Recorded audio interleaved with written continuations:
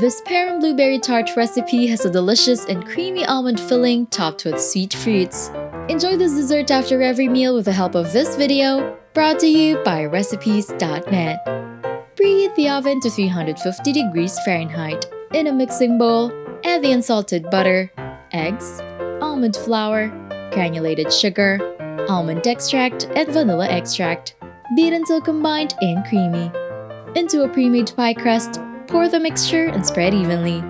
Then, arrange each slice of pear on top of the mixture, followed by the blueberries at the center. Bake it in the oven for 25 minutes until the top becomes brown. Garnish with powdered sugar before serving.